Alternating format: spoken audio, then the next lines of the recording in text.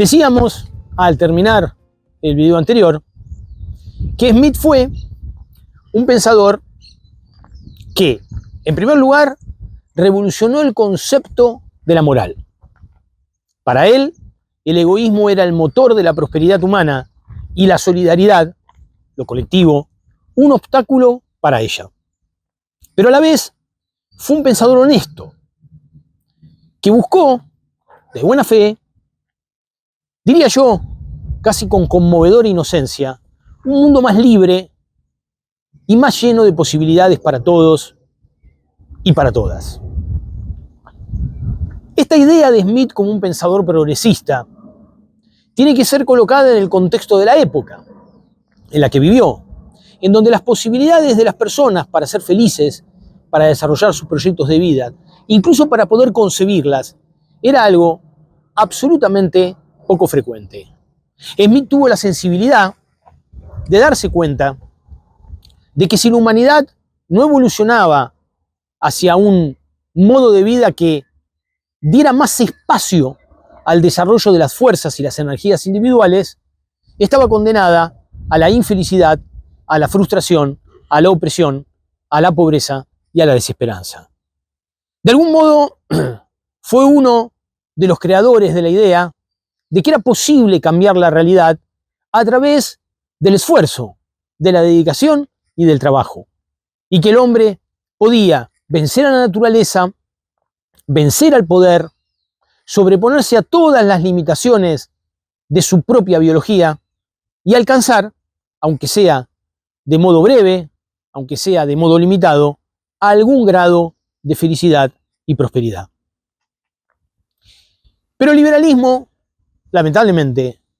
no tuvo un derrotero que coincidiera con esta humana, loable y bien intencionada vocación de Smith por la igualdad y la libertad. Los pensadores que le siguieron, basándose en la idea del egoísmo y del mérito,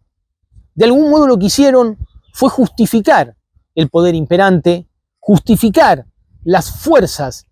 que controlaban el mundo de la época y hacerlas, de algún modo, pasar por el tamiz de la teoría liberal para legitimarlas y hacerlas aceptables.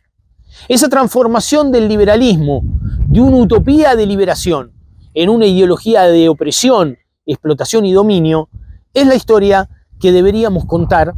de aquí en adelante. Para terminar con Smith,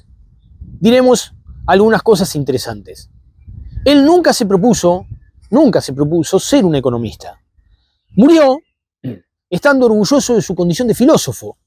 porque para él la filosofía era la base de todo pensamiento. Las respuestas estaban precisamente en el pensamiento filosófico, en la medida en que las razones últimas de la existencia humana era lo que explicaba todo lo demás. El saber, el pensamiento, la reflexión, incluso la duda, la generación de preguntas como método de trabajo, fue en Smith una regla.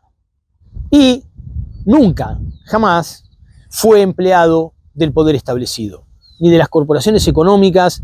ni del poder político, ni del poder religioso. Fue realmente un pensador independiente que vivió,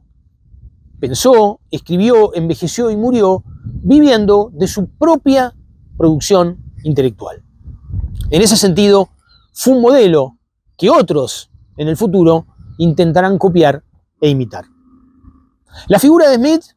ha sido relegada a un segundo plano por eso que llamamos el neoconservadorismo y el neoliberalismo, que son, de algún modo, la brutal interpretación simplista, limitada, ignara de la compleja idea que Smith tenía del hombre. Para Smith, el ser humano era una entidad compleja, contradictoria, que trataba de sobreponerse a la adversidad, a la desgracia, al infortunio, a través de un esfuerzo consciente y una dedicación racional y clara hacia la felicidad. Para el neoliberalismo, en cambio, que a la postre será el heredero de las ideas de Smith,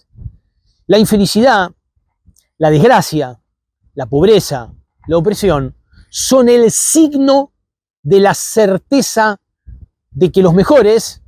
son los que mandan y deben imponerse Y los pobres, los desgraciados, los que no han logrado obtener en la competencia por los bienes los recursos necesarios para su subsistencia, tienen ganado su destino de pobreza e infelicidad en tanto y en cuanto no han hecho el esfuerzo necesario para llegar al objetivo de su propia autorrealización. En el neoliberalismo hay una visión pesimista del ser humano, una pobre idea de la libertad, que está limitada a aquellos que triunfan. En el neoliberalismo, la fuerza del legado de la escuela sofística está mucho más presente que en Smith, en tanto y en cuanto la victoria es de los mejores y por lo tanto la derrota es de los peores. El mérito se convierte así no en un signo extensible a todos, sino en la característica de una pequeña minoría de personas hábiles, esforzadas, inteligentes, que tienen el derecho de controlar los resortes de poder y designar con sus actos políticos, con sus actos jurídicos y con sus actos económicos la ruta que ha de seguir el conjunto de la sociedad. Mientras en Smith hay, de algún modo, un substrato democrático, aunque explícitamente todavía no esté, porque la democracia aún no es un concepto lo suficientemente desarrollado, para los neoliberales la democracia es un obstáculo en la medida en que limita la libertad y el desempeño de los mejores en beneficio de los peores y los más incapacitados social e individualmente para alcanzar la felicidad. Esta contradicción entre el pensamiento smithiano y sus intérpretes posteriores, esta terrible consecuencia